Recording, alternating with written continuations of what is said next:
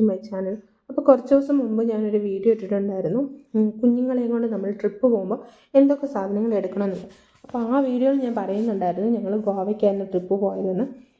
ആ പോയ ട്രിപ്പിൻ്റെ ഡീറ്റെയിൽസ് ആണ് കേട്ടോ ഇത്. അന്ന് പിന്നീട് എനിക്ക് കുറച്ച് ഗ്യാപ്പൊക്കെ വന്നു, അത് അപ്ലോഡ് ചെയ്യാൻ പറ്റിയില്ല. ഇപ്പോഴാണ് അതിന് സമയം കിട്ടിയത്. അപ്പോൾ ആ ട്രിപ്പിൻ്റെ വിശേഷങ്ങളാണ്. അപ്പം നമ്മൾ പോയത് ഒരു സീസൺ ടൈമിൽ, അതായത് ഡിസംബറിൽ സീസൺ ടൈം ആയത് കാരണം നമുക്ക് ട്രെയിനിനും അങ്ങനെയൊന്നും ടിക്കറ്റ് കിട്ടിയില്ല. അപ്പം നമ്മൾ ബസ്സിനാണ് പോയത്. ഫസ്റ്റ് ടൈമാണ് ഇവരെയും കൊണ്ട് നമ്മൾ ട്രിപ്പ് പോകുന്നത്.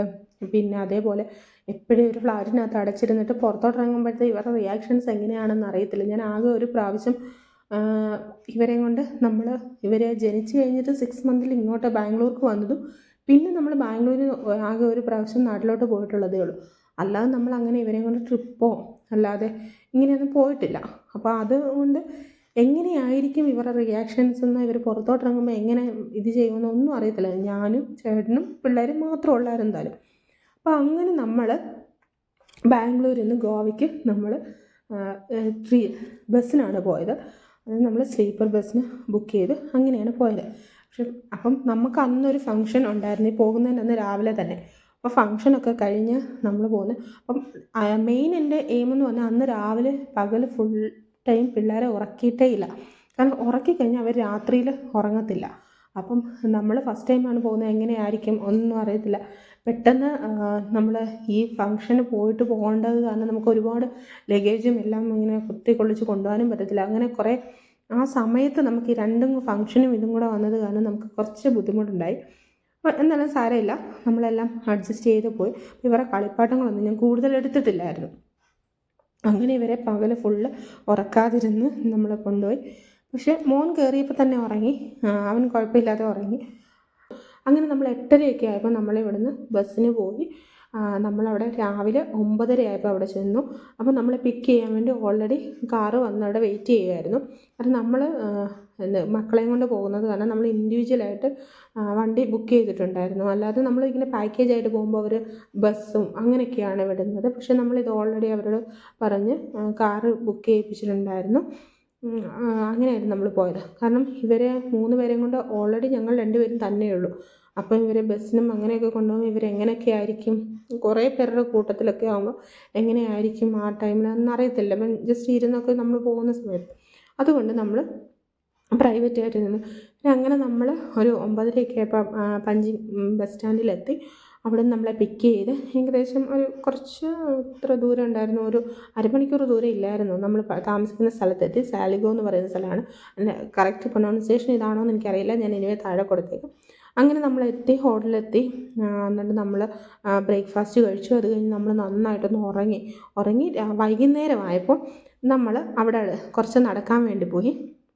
നടക്കാൻ പോയപ്പോഴത്തെ ഒരു ഈ വിഷ്വൽസാണ് ഇപ്പോൾ നിങ്ങൾ കണ്ടുകൊണ്ടിരിക്കുന്നത്. അവിടെ അടുത്തൊരു ചർച്ച് ഉണ്ടായിരുന്നു. നമ്മൾ ആ ചർച്ചിൽ പോയി. നല്ല ബ്യൂട്ടിഫുൾ ആയിട്ടുള്ളൊരു ചർച്ചും അതിൻ്റെ പരിസരങ്ങളും നല്ല ഭംഗിയായിരുന്നു കേട്ടോ. എന്താണെന്ന് ചോദിച്ചാൽ രാത്രി ആയതുകൊണ്ടായിരിക്കും ഫുള്ള് ലൈറ്റൊക്കെ ഇട്ട്.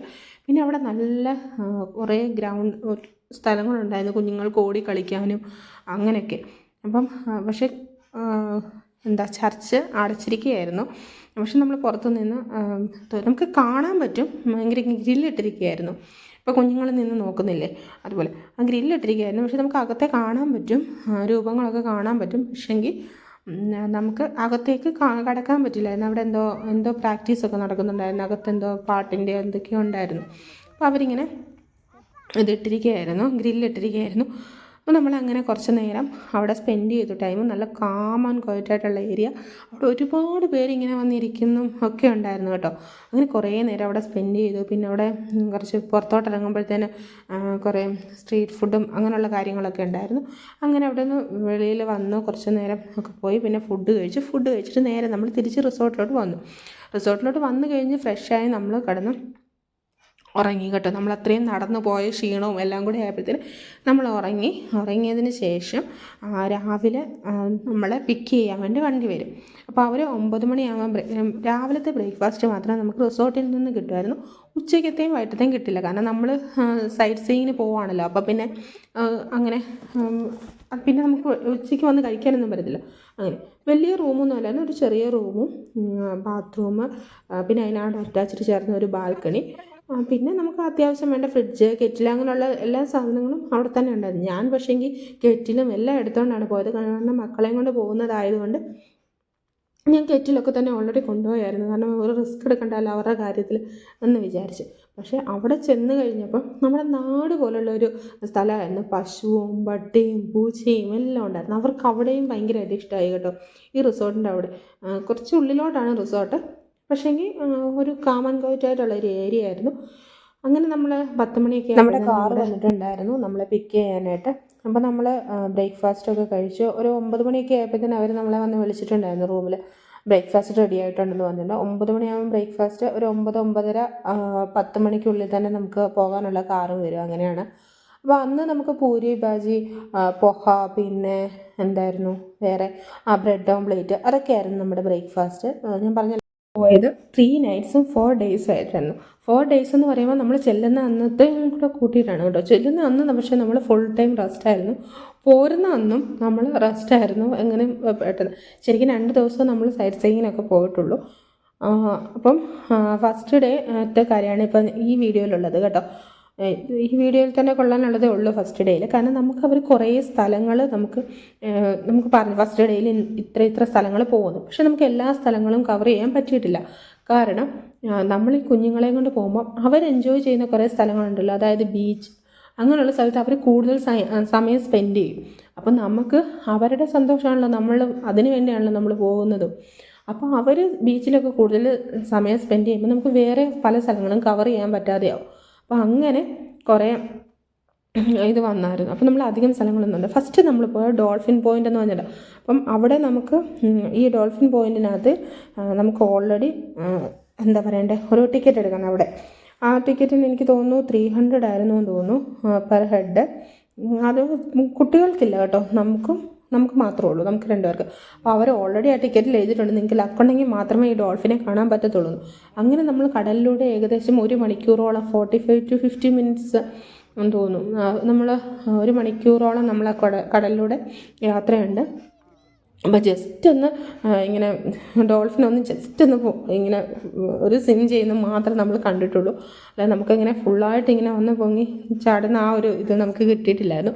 പിന്നെ കുഞ്ഞുങ്ങളെ കൊണ്ടായതുകൊണ്ട് എനിക്ക് ഒരുപാട് സമയം ഇങ്ങനെ ഫോണും പിടിച്ചുകൊണ്ട് ഇരിക്കാനും പറ്റത്തില്ലായിരുന്നു. കാരണം ചേട്ടൻ അവരെ 3 പേരും കൂടെ ഹോൾഡ് ചെയ്തിരിക്കുകയായിരുന്നു. അപ്പോൾ ഞാനിങ്ങനെ ഫോണും പിടിച്ചുകൊണ്ട് നിന്നിട്ടുണ്ടെങ്കിൽ അവരും വെള്ളത്തിലും കൂടെ അല്ലേ, എങ്ങനെയായിരിക്കും അവിടെ ഉണ്ട്.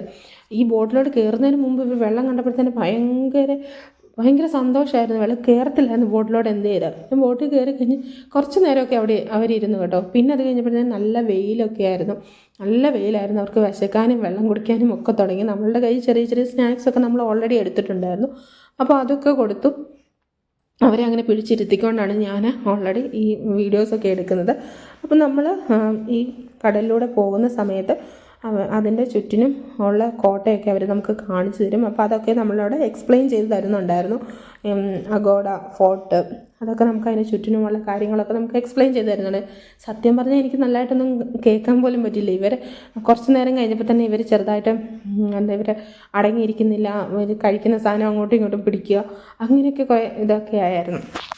നമ്മൾ വെള്ളത്തിലും ഇങ്ങനെ ബോട്ടിൽ പോകായതുകൊണ്ട് പിന്നെ ഒരുപാട് പേരിങ്ങനെ ആ ബോട്ടിലുള്ളവരൊക്കെ വന്ന് ഫ്രണ്ടിൽ നിന്ന് ഫോട്ടോ എടുക്കുകയും അങ്ങനെയൊക്കെ ആയിരുന്നു. അവരൊക്കെ നന്നായിട്ടൊക്കെ ഫോട്ടോ ഒക്കെ എടുക്കുന്നുണ്ടായിരുന്നു ഫ്രണ്ടിൽ നിന്ന്. പക്ഷെ നമുക്ക് ഫോട്ടോ എടുക്കാൻ ഒറ്റയ്ക്ക് എന്താ സെൽഫിയൊക്കെ എടുക്കാനാണെങ്കിലും ഇവർ നിന്ന് തരുന്നില്ലായിരുന്നു. ഒരാൾ അങ്ങോട്ട് നോക്കണം, ഒരാൾ ഇങ്ങോട്ട്, അങ്ങനെയൊക്കെ ആയിരുന്നു. അപ്പോൾ നമുക്കങ്ങനെ സെൽഫി എടുക്കാനോ അല്ലെങ്കിൽ ഫോട്ടോസ് എടുക്കാനോ ഒന്നും പറ്റിയിട്ടില്ല.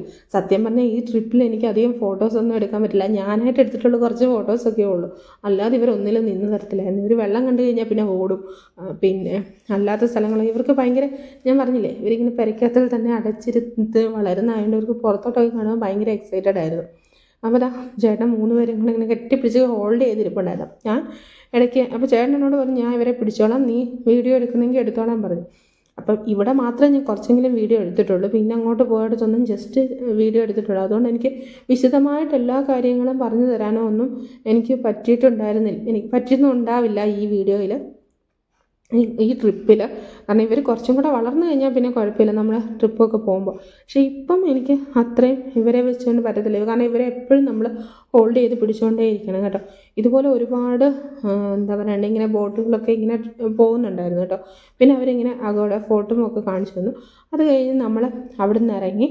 അതിനുശേഷം നമ്മൾ ഈ ഫോട്ടോ അവരെ കാണിച്ചിരുന്ന ഫോട്ടോയില്ലേ, അത് കാണാൻ വേണ്ടി പിന്നെ നമ്മൾ അവിടെ ഇറങ്ങിക്കഴിഞ്ഞിട്ട് കുറച്ചും കൂടെ മുന്നോട്ട് വേറെ ഇങ്ങനെ വഴികളിലൂടെ വന്ന് നമ്മൾ ഈ അഗോഡ ഫോർട്ട് കാണാൻ വേണ്ടി വന്നു. അവിടെ വന്നപ്പോൾ ഭയങ്കര വെയിലാണ് കേട്ടോ. നട്ടുച്ച സമയമായിരുന്നു, ഭയങ്കര വെയിൽ.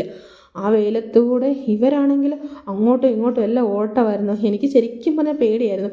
വീഡിയോസൊക്കെ ഞാൻ ജസ്റ്റ് ഇങ്ങനെ കുറച്ച് നേരമൊക്കെ എടുത്തിട്ട് പിന്നെ കാരണം ഇങ്ങനെ പൊക്കത്തിലൂടെയൊക്കെ ആയതുകൊണ്ട് ഇവർ ചാടും ഓടും. ഇവരാണെങ്കിൽ ഒരു നോട്ടം ഇല്ലാതെ ഓടുന്നു. ഒരുമാതിരി വെട്ടുകല്ല് പോലത്തെ കല്ലുകളൊക്കെ ആയിരുന്നു. അപ്പോൾ അതിലൊക്കെ ഇങ്ങനെ ഓടുമ്പോൾ തട്ടി വീഴുമോ അങ്ങനെയൊക്കെ ടെൻഷനായിരുന്നു.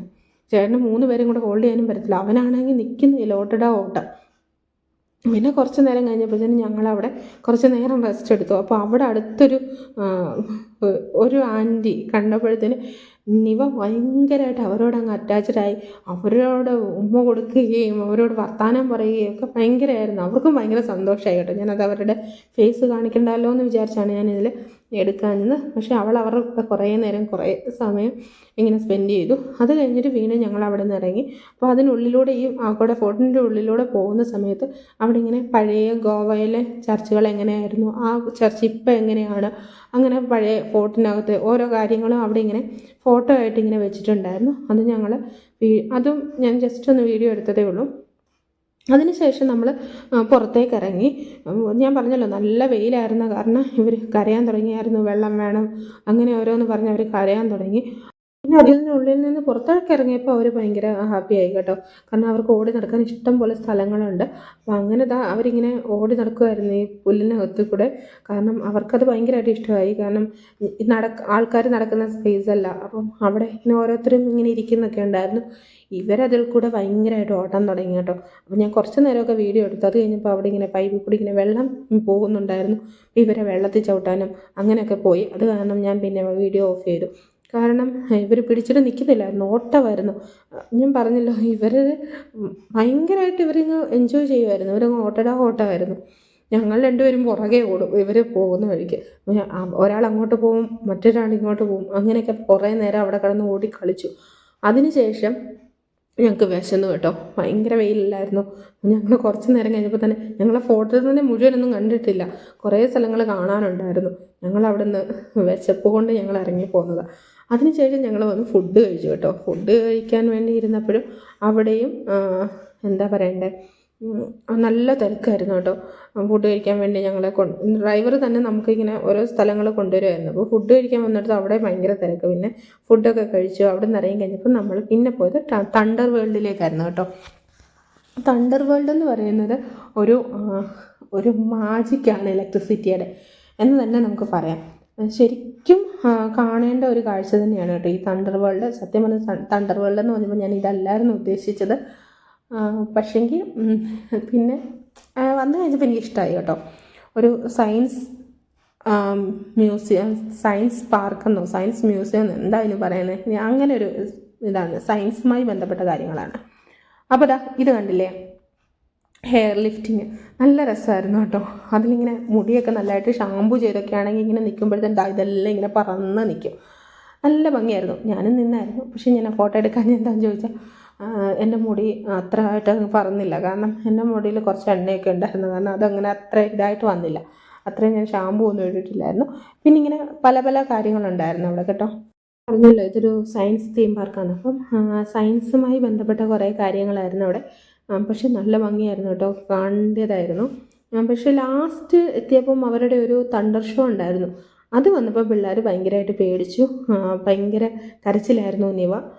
കാരണം അവിടെ ഭയങ്കര ലൈറ്റിങ്ങും ഭയങ്കര സൗണ്ടും ഒക്കെ. ലൈറ്റിങ് അത്രയും അവർക്ക് കുഴപ്പമില്ല, അതൊക്കെ ഇഷ്ടമായിരുന്നു. പക്ഷേ ഭയങ്കര സൗണ്ടായിരുന്നു. അപ്പം അതവർക്ക് ഭയങ്കര പേടിയായിപ്പോയി.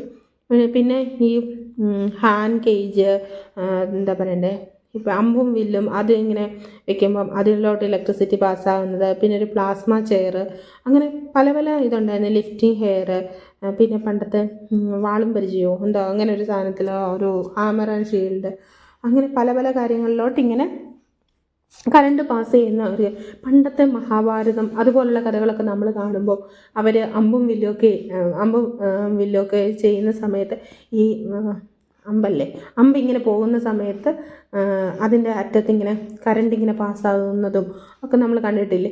അതൊക്കെ TV കണ്ടിട്ടില്ലേ? അതുപോലൊരു സംഭവമായിരുന്നു ഇവിടെ.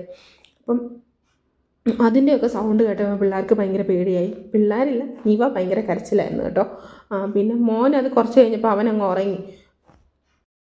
പിന്നെ നമ്മുടെ എന്താ പറയുക, അവിടെ കുറേ ഇങ്ങനെ ഓരോന്നൊക്കെ എഴുതി വെച്ചിട്ടുണ്ടായിരുന്നു. OM=NC², അതിൻ്റെയൊക്കെ ഫുൾ ഫോമുകൾ, അങ്ങനെയൊക്കെ ഓരോന്ന് എഴുതിയത്. ശരിക്കും എല്ലാം ഒരു എനർജിയുടെ പുറത്ത് ഉണ്ടാകുന്നത് പോലെ. പിന്നെ ഈ തണ്ടർ ഷോ, ഇതാണ് ഇപ്പം നമ്മൾ കാണുന്നില്ലേ, അതാണ് thunder show.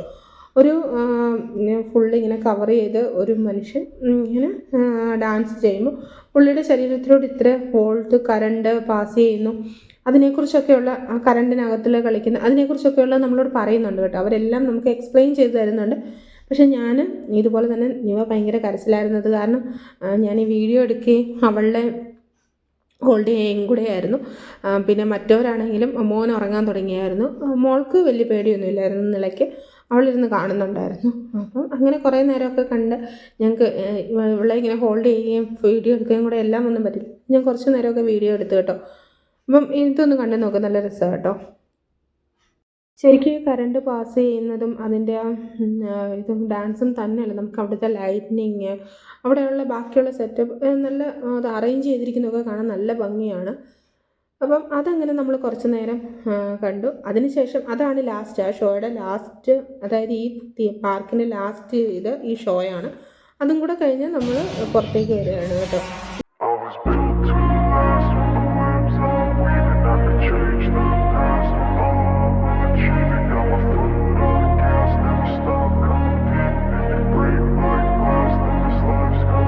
I wanna be the best in the game, invest in my name, check no restraints, I'm obsessed with the pain. I ingest, I retain, assess and I change, possessed by the thought I'll be free one day from society's restraints. Money, clout and fame, a disease, a plague. We all love to hate, have to play the game, have to make a name. All our insecurities are on display. This is war with the enemy, think that it was meant to be. Living in a time where disease is on every screen. I won't let them fester me, I know most are festering. Negativity is a plague for the mentally weak. No mercy, all I got is working. Never stop searching, never quench the thirsty. I'm toxic. പിന്നെ ഇതിന് ശേഷം നമ്മൾ ഇവിടെ നിന്ന് നേരെ പോയത് ബാഗ ബീച്ചിലേക്കാണ്. ബീച്ചിലോട്ട് ഇറങ്ങുന്നതിന് മുമ്പ് തന്നെ അവിടെ നിന്ന് കളിക്കാനുള്ള കുറച്ച് അവർക്ക് മണ്ണ് വാരി കളിക്കാനുള്ള സാൻഡ് ടോയ്സ് ഒക്കെ കുറച്ച് വാങ്ങിച്ചിട്ടുണ്ടായിരുന്നു. കുറച്ചെന്ന് പറഞ്ഞാൽ ഒരെണ്ണം വാങ്ങിച്ചു. അതിന് എനിക്ക് തോന്നുന്നു എത്ര 150-200 രൂപ എങ്ങാണ്ടായിരുന്നു. അപ്പം അതേലൊരെണ്ണം വാങ്ങിച്ചായിരുന്നു. അത് അന്നത്തെ ദിവസത്തെ കളിക്കാനേ ഉള്ളായിരുന്നു. അത് വലിയ ക്വാളിറ്റി ഒന്നുമില്ല, ഭയങ്കര തിന്നായിട്ടൊക്കെ ഉള്ളതായിരുന്നു. അവർ കുറച്ച് മണ്ണൊക്കെ വാരി കളിച്ചപ്പോൾ തന്നെ അത് പൊട്ടിയൊക്കെ പോയായിരുന്നു. പക്ഷേ എന്നാലും ഞാൻ നാളെയും നമുക്ക് ബീച്ചിൽ പോകുമ്പോൾ എടുക്കണമല്ലോ എന്നൊക്കെ വിചാരിച്ച് അത് എടുത്തൊക്കെ വെച്ചു. പക്ഷെ നമ്മുടെ വണ്ടിയിൽ എവിടെയോ അത് പോയി കേട്ടോ, പിന്നെ അത് കിട്ടിയില്ല. പിറ്റേ ദിവസം പോയപ്പം അതൊന്നും ഇല്ലായിരുന്നു. അപ്പം അങ്ങനെയൊക്കെയായിരുന്നു. പക്ഷേ ഈ ബീച്ച് എനിക്ക് തോന്നുന്നു അവർ ഏറ്റവും കൂടുതൽ എൻജോയ് ചെയ്തത് ഈ ബീച്ചിലാണ് കേട്ടോ. എനിക്കും ബീച്ച് ഭയങ്കര ഇഷ്ടമായിരുന്നു. പക്ഷേ എന്ത് ചെയ്യാൻ പറ്റും, അവരുടെ ഈ പ്രായമായതുകൊണ്ട് ഇവരെ ഇട്ടിട്ട് അങ്ങോട്ടോ ഇങ്ങോട്ടോ മാറാനോ ഒന്നും പറ്റില്ലല്ലോ. അപ്പോൾ ഇവർ കളിക്കട്ടെ എന്ന് വിചാരിച്ചു. ഞാനിവരുടെ കൂടെ തന്നെ നിന്നു. കുറച്ച് നേരമൊക്കെ ചേട്ടന് കുറച്ച് മുന്നോട്ടൊക്കെ പോയി. പിന്നെ നമ്മളെ അവിടെ നിന്ന് എപ്പോഴും ഒരാളിങ്ങനെ വീക്ഷിക്കുന്നുണ്ടായിരുന്നു. ഇങ്ങനെ എന്താ പറയുക, ലാഡറൊക്കെ ഇട്ടിങ്ങനെ മേളിൽ കയറി കുറച്ച് പേര് ഇങ്ങനെ ഇരിപ്പുണ്ട്. നമ്മൾ കുറച്ചും കൂടി ഉള്ളിലൊക്കെ പോവുകയാണെങ്കിൽ നമ്മളെ വിളിക്കുകയൊക്കെ ചെയ്യുന്നുണ്ടായിരുന്നു. ഒരു കണക്ക് പറഞ്ഞാൽ നല്ല ക്രൗഡുള്ള ഒരു ഏരിയ ആണ് ഈ ബാഗ ബീച്ച്. പക്ഷേ എനിക്ക് തോന്നുന്നു ഒരു കണക്ക് ക്രൗഡുള്ളത് നല്ലതാണെന്ന് തോന്നുന്നു. കാരണം നമുക്ക് എന്തെങ്കിലും ഒന്ന് പറ്റിയാലും കുറേ ആൾക്കാരുണ്ടല്ലോ കൂടെ, നമുക്ക് പേടിക്കണ്ടായിരുന്നു അങ്ങനെയൊക്കെ. പിന്നെ നമ്മളെ മോണിറ്റർ ചെയ്യാനായിട്ടാണെങ്കിലും അവിടെ ഇങ്ങനെ കുറച്ച് പേരിങ്ങനെ മുകളിലായിട്ട് ഇങ്ങനെ ഇരിക്കുന്നുണ്ടായിരുന്നു. എനിക്ക് ഭയങ്കരമായിട്ട് ഇഷ്ടപ്പെട്ടു ബാഗ ബീച്ച്. അപ്പോൾ ഞങ്ങളങ്ങനെ സന്ധ്യയായി അവിടെ നിന്ന് ഇറങ്ങി. ഇവിടെ നിന്ന് വരത്തില്ലായിരുന്നു കേട്ടോ, ദേഹത്തെല്ലാം മണ്ണും ചെളിയും ഉടുപ്പും എല്ലാം നനഞ്ഞായിരുന്നു. പിന്നെ ഉള്ള ഡ്രസ്സൊക്കെ മാറ്റി ഇവരുടെ നമ്മൾ അങ്ങനെ നമ്മൾ ഫുഡ് കഴിച്ചു. പുറത്തുനിന്ന് കഴിച്ചിട്ട് നേരെ റിസോർട്ടിലോട്ട് പോയി. അവിടെ ചെന്ന് ഇവരെ നന്നായിട്ടൊന്ന് കുളിപ്പിച്ച് കഴിഞ്ഞപ്പോഴാണ് എനിക്ക് സമാധാനമായി. ഇവരെ നല്ല വൃത്തിയായിട്ട് കുളിപ്പിച്ച് ഞങ്ങളും ഫ്രഷൊക്കെ ആയി നമ്മൾ കിടന്നുറങ്ങി. പിന്നെ അടുത്ത ദിവസത്തെ വീഡിയോ ഞാൻ പുതിയൊരു വീഡിയോ ആയിട്ടിടാം. അപ്പം അതും കുറച്ച് വിശേഷങ്ങളുണ്ട്. അപ്പം നിങ്ങൾക്ക് ഈ വീഡിയോ ഇഷ്ടമായിട്ടുണ്ടെങ്കിൽ നിങ്ങൾ ലൈക്ക് ചെയ്യുക, ഷെയർ ചെയ്യുക, നിങ്ങളുടെ അഭിപ്രായങ്ങൾ കമൻറ്റ് ചെയ്യുക. അപ്പോൾ ഇനി പുതിയൊരു വീഡിയോ ആയിട്ട് ഇതിൻ്റെ പാർട്ട് 2 വീഡിയോ ആയിട്ട് നമുക്ക് സെക്കൻഡ് ഡേ എങ്ങനെയായിരുന്നു എന്നുള്ളത് നമുക്ക് കാണാം. അത് ഞാൻ വീഡിയോ ആയിട്ടിടാം. അപ്പം അത്രയേ ഉള്ളൂ. നിങ്ങൾ കമൻറ്റ് ചെയ്യുക. അപ്പോൾ എനിക്ക് തോന്നുന്നു ഇതിനേക്കാളും കൂടുതൽ വിശേഷങ്ങൾ എനിക്ക് തോന്നുന്നു അതിനകത്തിലാണുള്ളതെന്ന്. കാരണം ഞാൻ പറഞ്ഞല്ലോ ഇതിനകത്തിൽ ഇനിയും നമ്മൾ പോകാൻ കുറേ സ്ഥലങ്ങളുണ്ടായിരുന്നു. സ്നോ വേൾഡ്, വാക്സ് മ്യൂസിയം ഒക്കെ. വാക്സ് മ്യൂസിയം ഒക്കെ ഞങ്ങൾ കുഞ്ഞുങ്ങളാകുന്നതിന് മുമ്പ് ഞങ്ങൾ കണ്ടിട്ടുണ്ടായിരുന്നു മൈസൂർ പോയ സമയത്തൊക്കെ.